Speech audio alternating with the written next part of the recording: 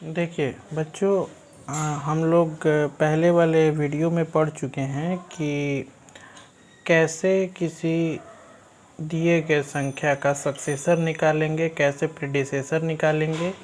Successor और predecessor की बात पहले हो चुकी है। उसके बाद हम लोगों ने देखा था एक्सपेंडेड फॉर्म और उसका कॉन्ट्रैक्टेड फॉर्म। ठीक है ना, ये सारी चीज़ें हम लोग पहले वाली वीडियो में देख चुके हैं। तो चलिए बच्चों, आज के हम इस वीडियो में देखने जा रहे हैं कि किसी भी संख्या का फेस वैल्यू क्या होता है और किसी भी संख्या का प्लेस वैल्यू क्या होता है।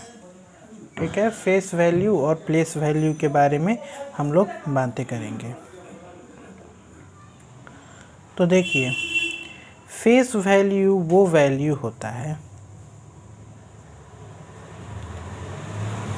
जिसमें वो संख्या खुद ही होती है। संख्या के खुद की वैल्यू। ठीक है, संख्या के खुद की वैल्यू, मान लीजिए अगर हमने लिखा है 73482019, इसमें अगर मैं बोलूं कि 4 का फेस वैल्यू क्या होगा, तो 4 का फेस वैल्यू हमेशा बेटा 4 ही होगा। ठीक है, 8 का फेस वैल्यू हमेशा 8 ही होगा, 1 का फेस वैल्यू हमेशा 1 होगा, 7 का हमेशा फेस वैल्यू हमेशा 7 होगा। तो फेस वैल्यू वो वैल्यू होता है जितने नंबर पर वो मतलब जो वो संख्या खुद होती है वही इसका फेस वैल्यू कहलाता है। अच्छा, अब बात आती है प्लेस वैल्यू की। तो प्लेस वैल्यू पे मतलब कितने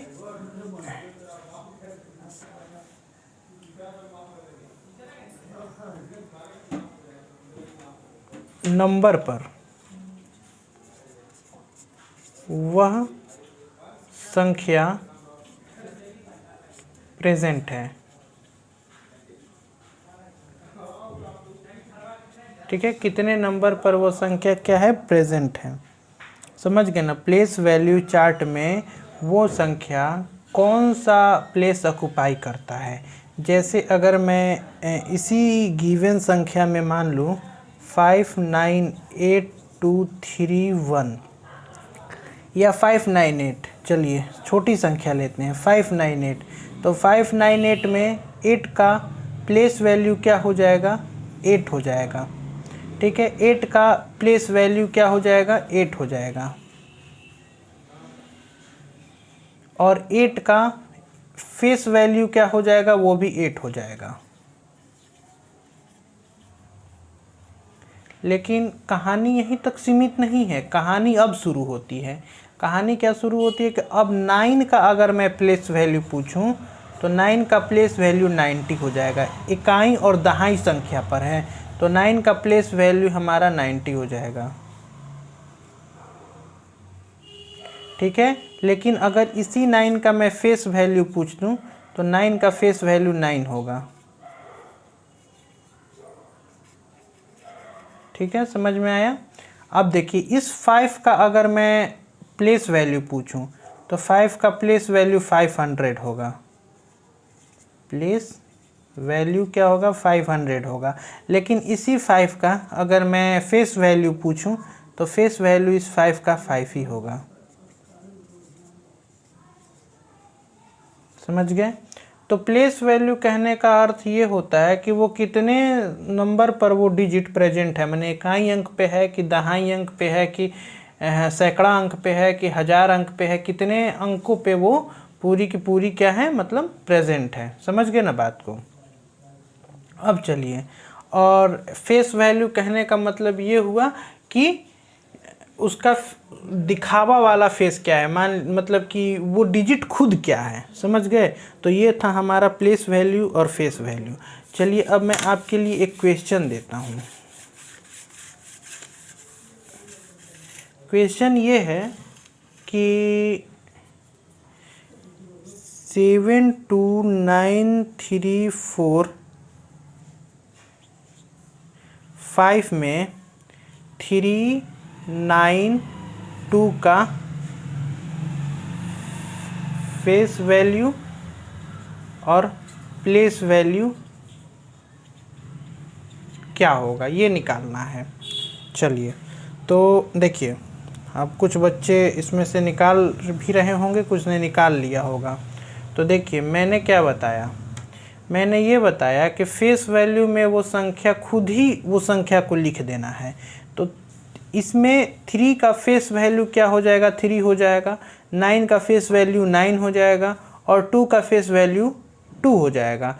लेकिन अब कहानी आती है प्लेस वैल्यू की। तो 3 का प्लेस वैल्यू कितना होगा, इकाई अपने दाहिने तरफ से अगर गिनेंगे तो इकाई, दहाई और सैकड़ा अंक पर है, यानी कि 300 होगा। ठीक है, ये हमारा क्या होगा, प्लेस वैल्यू होगा। ठीक है, अब है हमारा 9 का। तो देखिए 9 का इकाई, दहाई, सैकड़ा और हज़ार, वंस, टेंस, हंड्रेड, थाउजेंड, यानी कि 9000। ये हमारा इसका प्लेस वैल्यू हुआ। फिर 2 का कितना होगा, 2 पे कितना शून्य लगाएंगे, 4 शून्य लगाएंगे, ये हमारा प्लेस वैल्यू हो गया। ठीक है, अब देखिए, अब मैं इसका एक सीधे शॉर्टकट तरीका बता रहा हूँ प्लेस वैल्यू निकालने का। ठीक है ना, मान लीजिए ये हमारा संख्या है, ये हमारा संख्या है, इसमें से हमको 9 का हमको प्लेस वैल्यू निकालना है। 9 का क्या निकालना है, प्लेस वैल्यू निकालना है। तो पहले तो यहाँ पे हम उस संख्या को लिख देंगे 9। इसके बाद इस संख्या के दाहिनी ओर यानी इस साइड जितना संख्या रहेगा उतना 0 बैठा देंगे। वो हमारा क्या निकल के आ जाएगा, प्लेस वैल्यू निकल के आ जाएगा। समझ गए बात को। मान लीजिए इसमें से 2 को निकालना है, 2 का प्लेस वैल्यू निकालना है। तो सबसे पहले हम 2 लिख देंगे, और 2 के बाद हम देखेंगे कि इसके दाहिनी ओर कितनी संख्या है। तो इसके दाहिनी ओर 1, 2 और 3 संख्या है, तो हम इस पे 1, 2 और 3 शून्य बैठा देंगे। ये हमारा प्लेस वैल्यू निकल करके आ जाएगा सामने। समझ गए बात को। अब देखिए प्यारे बच्चों, अब हम लोग जो है ना कंपैरिजन ऑफ नंबर्स पढ़ने वाले हैं, कंपैरिजन ऑफ नंबर्स। ठीक है, कंपैरिजन ऑफ नंबर्स पढ़ने वाले हैं। तो कंपैरिजन ऑफ नंबर में हमारा रूल 1 कहता है कि जो नंबर लेस डिजिट के साथ होगा वो लेस होगा और मोर डिजिट वाला नंबर मोर होगा। यानी कि जिस संख्या पद्धति में लेस डिजिट रहेगा वो कम होगा, किससे कम होगा, मोर डिजिट वाले से। एग्जाम्पल के लिए देख लीजिए 7 3 9 और यहाँ पर है 7 3 9 4। तो इन दोनों में बड़ा कौन है, एक तरफ है 739 और एक तरफ है 7394। एक इसमें ज़्यादा है, इसमें 4 है, तो सीधी सी बात है ये ज़्यादा हो जाएगा क्योंकि इसमें ज़्यादा संख्या है, इसमें कम संख्या है। तो जो लेस डिजिट जिसमें है वो कम होगा किससे, मोर डिजिट वाले से, हमेशा से ही। ठीक है, लेस डिजिट वाला हमेशा कम होगा किससे, मोर डिजिट वाले से। ठीक है ना। चलिए अब मान लीजिए कि हम कंपेयर करना है, एक ऐसी संख्या लेते हैं, मान लीजिए यहाँ पे है 7 3 9 5 और इधर है 7 3 9 4। अब इसमें से कौन बड़ा संख्या है, कैसे कंपेयर करेंगे, दोनों तरफ तो 4 डिजिट का नंबर है, कैसे कंपेयर करेंगे। तो देखिए इसका मिलाने का पहला फॉर्मूला है कि पहला अंक मिलाएंगे, यहाँ पे 7 है, यहाँ पे 7 है, बराबर है, डिसाइड नहीं हो सकता है। फिर अगर पहला दोनों का बराबर है तो डिसाइड नहीं हुआ, दूसरा मिलाएंगे, यहाँ पे 3 है, यहाँ पे 3 है, दूसरा भी दोनों का बराबर है, ये भी डिसाइड नहीं हुआ। तीसरा मिलाएंगे, 9 है, यहाँ पे 9 है, ये भी तीसरा भी दोनों का बराबर है, यहाँ पे भी क्लियर नहीं हो पा रहा है। लेकिन चौथा यहाँ पे 5 है और यहाँ पे 4 है, तो हमको जाके चौथे से जा कर के हम डिसाइड कर पाए कि कौन बड़ा है। तो हम देखते ही बता दिए कि इधर 5 है, इधर 4 है, यानी कि 73 95 बड़ा है किससे, 73 94 से। अगर मान लीजिए इसी तरह का एक और लेंगे 8321 और इधर लेंगे 8231, अब कौन बड़ा है। तो देखिए दोनों में पहला मिलाए, पहला बराबर निकल गया, दूसरा मिलाए तो यहाँ पे 3 है, यहाँ पे 2 है, तो अब आगे बढ़ने की ज़रूरत ही नहीं है, हम सीधे ये वाला संख्या बड़ा हो जाएगा। ठीक है, ठीक इसी तरह से अगर मिलाए 85 94 और यहाँ है 85 85। ठीक है, अब देखिए पहला दोनों का बराबर है, डिसीजन नहीं हो पाया, दूसरा दोनों का बराबर है, डिसीजन नहीं हो पाया, यहाँ पे तीसरा में 9 है, यहाँ पे 8 है, डिसीजन हो गया कि यहाँ पे 9 है तो 9 वाला बड़ा हो गया, यानी ये वाला संख्या बड़ा हो जाएगा। तो इस तरह से हम लोग कंपैरिजन ऑफ नंबर्स किए, कि नंबर का कंपैरिजन किए कि कैसे हम लोग किसी बड़े या छोटे संख्या को डिटरमाइन कर पाएंगे कि कौन सा संख्या बड़ा है और कौन सा संख्या छोटा है। ठीक है, चलिए देखिए प्यारे बच्चों, आपके सामने 2 संख्या दिया हुआ है। अब दोनों में आपको ये बताना है कि कौन संख्या बराबर है। तो पहले तो हम संख्या गिनेंगे सबसे पहले, तो 1 2 3 4 5 6 7 8, इस साइड में 8 संख्या है और इस साइड में देखते हैं 1 2 3 4 5 6 7, इस साइड में हमको 7 ही संख्या मिल रहा है, लेकिन इस साइड में 8 संख्या मिल रहा है। तो अब हमको कुछ मिलाने की ज़रूरत है ही नहीं, 8 संख्या वाला सबसे ज़्यादा बड़ा हो गया। ठीक है,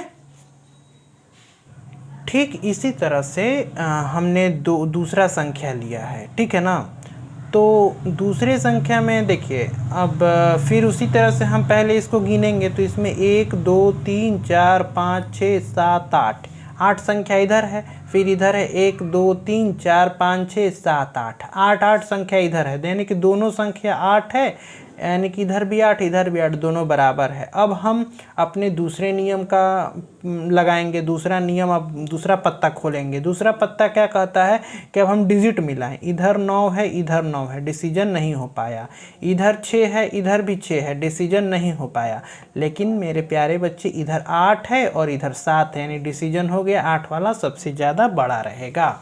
तो यहाँ तक। अगर मेरे प्यारे बच्चों, अब हम लोग जो है ना एस्टिमेशन पढ़ने जा रहे हैं। एस्टिमेशन काफ़ी इम्पोर्टेंट है और काफ़ी आता भी है और आपको आगे चल कर के भी काफ़ी ज़्यादा हेल्प करने वाला है। तो देखिए एस्टिमेशन क्या होता है। एस्टिमेशन में ये बताया जाता है कि इसको जो है ना फिगर को राउंड ऑफ करना है। राउंड ऑफ करने का मतलब है कि फिगर को या तो आप 10 के नियरेस्ट में ला सकते हैं, या तो 100 के नियरेस्ट में ला सकते हैं, या तो फिर 1000 के नियरेस्ट में ला सकते हैं। अभी मैं बताता हूँ 100 के नियरेस्ट में या फिर 1000 के नियरेस्ट में। अभी मैं बताता हूँ कि कैसे। देखिए मान लीजिए कि यहाँ पे हम लोग 53 लिखे हैं और मैं बोलूँगा कि इसको आप 10 के 100 में लाइए, तो इसको क्या कीजिएगा, आप डायरेक्ट 50 लिख दीजिएगा। अगर मैं लिखा है 553, ठीक है, अगर 553 लिखा है और अगर मैं बोलूँगा कि आप इसको 100 के नियरेस्ट में लाइए, तो आप इसको 500 लिख दीजिएगा। ठीक है, अगर यही 5555 लिखा है और या फिर 5553 लिखा है और अगर मैं बोलूँगा कि इसको नियरेस्ट 1000 के टर्म में लिखिए, तो आप सीधे इसको 5000 लिख दीजिएगा। अब हम आगे बात करेंगे कि ये कैसे 50 हो गया, कैसे 500 हो गया और कैसे 5000 हो गया। ठीक है ना, चलिए देखिए, तो मैं पहले नियरेस्ट 10 की बात करूँगा। सबसे नियरेस्ट 10, ठीक है, नियरेस्ट 10 की अगर मैं बात करूं तो सबसे पहले हमारा पहला स्टेप ये कहता है कि मान लीजिए यहाँ पे 53 है, तो सबसे हमारा पहला स्टेप ये कहता है कि वंस डिजिट को देखें, वंस डिजिट को देखो, वंस डिजिट हमारा 3 है। ठीक है, वंस डिजिट को देखो। अगर दूसरा स्टेप कहता है अगर वंस डिजिट 5 से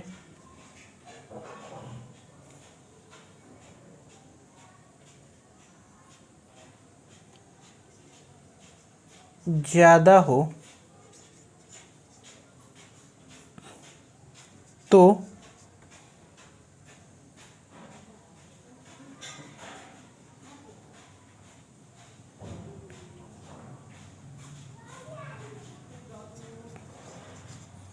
टेंस डिजिट में एक जोड़ दो। ठीक है, अगर वंस डिजिट 5 से ज़्यादा हो तो टेंस डिजिट में एक जोड़ दो। और अगर वंस डिजिट, थर्ड स्टेप कहता है अगर वंस डिजिट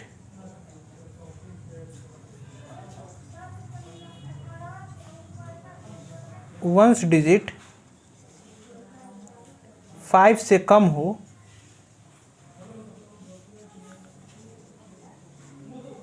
तो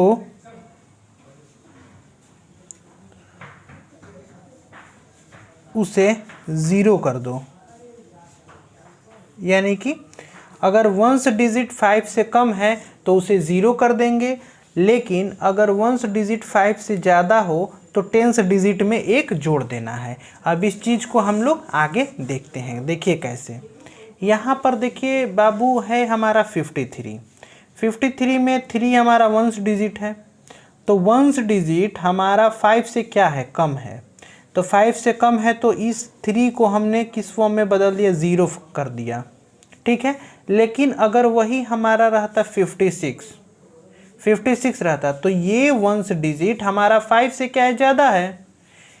56 में ये वंस डिजिट हमारा 6 है, ये 5 से ज़्यादा है। तो 5 से ज़्यादा है तो इस टेंस वाले डिजिट में एक जोड़ देंगे, यानी कि इसको 6 कर देंगे और इसको 0 कर देंगे, 60 कर देंगे। ठीक है, इसी तरह से मान लीजिए हमारा रहेगा 52, तो क्या करेंगे, वंस डिजिट हमारा 5 से कम है, तो 5 से कम है तो इसको हम डायरेक्टली 0 कर देंगे, यानी कि इसको 50 कर देंगे। बात समझ में आ रही है। लेकिन अगर वो हमारा वहीं रहेगा 58, तो वंस डिजिट 5 से अधिक है, तो 5 से अधिक है तो इसमें इस 5 में हम एक जोड़ देंगे, यानी कि 6 करेंगे, और इस 8 को हमने 0 लिख दिया, 60 कर देंगे, ऐसे कर देंगे। तो ये हमारा होता है एस्टिमेशन, ये नियरेस्ट 10 करने का है। तो अगर मान लीजिए हमको कोई देता है 48, 32, 51 ऐसे देता है, तो हम क्या करेंगे, देखिए समझिए। अगर हमारा ये 8 है, ये तो 5 से अधिक है, तो 5 से अधिक के लिए मैंने क्या बताया, टेंस डिजिट में एक जोड़ देंगे। तो पहले इसको 5 लिखेंगे और इस 8 को 0 कर देंगे।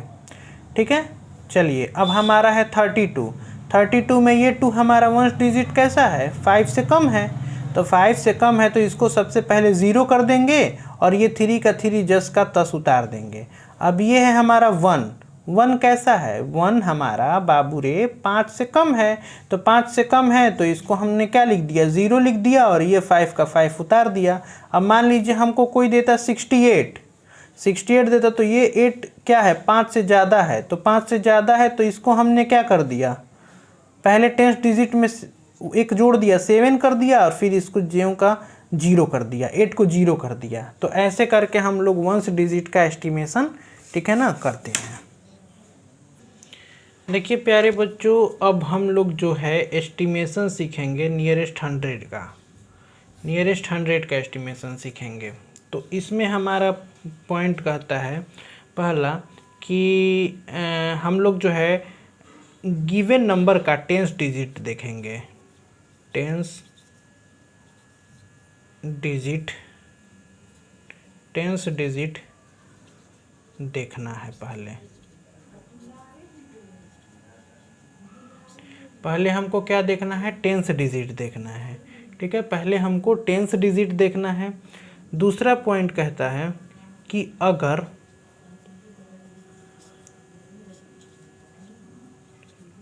टेंस डिजिट 5 से कम है, अगर टेंस डिजिट 5 से कम है तो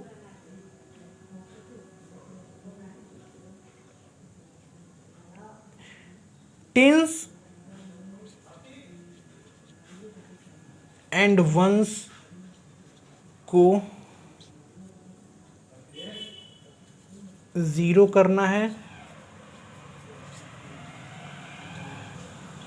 और बाकी वैसे ही रहेगा। समझ गए?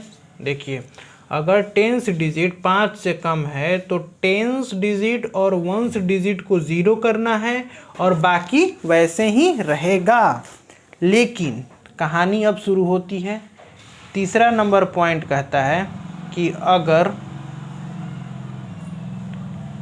टेंस डिजिट 5 से ज़्यादा है या फिर 5 है, 5 है कौन सा, अगर सॉरी यहाँ थोड़ा गलत हो गया, अगर टेंस डिजिट 5 है या 5 से ज़्यादा है तो 100 डिजिट को 1 से बढ़ा देना है। तो 100 डिजिट को 1 से क्या करना है, बढ़ा देना है। अब देखिए, अब कैसे, ये कैसे होगा।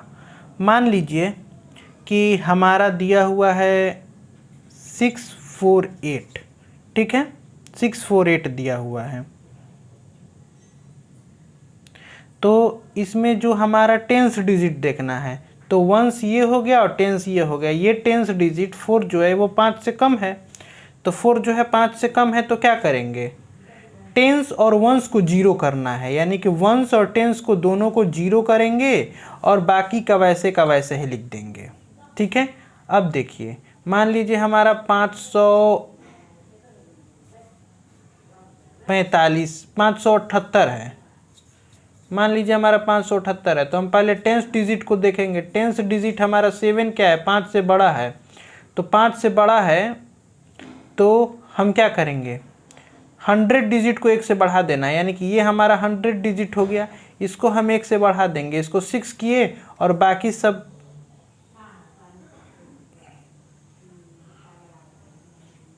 और सारे डिजिट को हम लोग क्या कर देंगे, 0 कर देंगे। ठीक है, समझ में आया बात। चलिए देखिए, इसका एक और एग्जांपल ले लीजिए।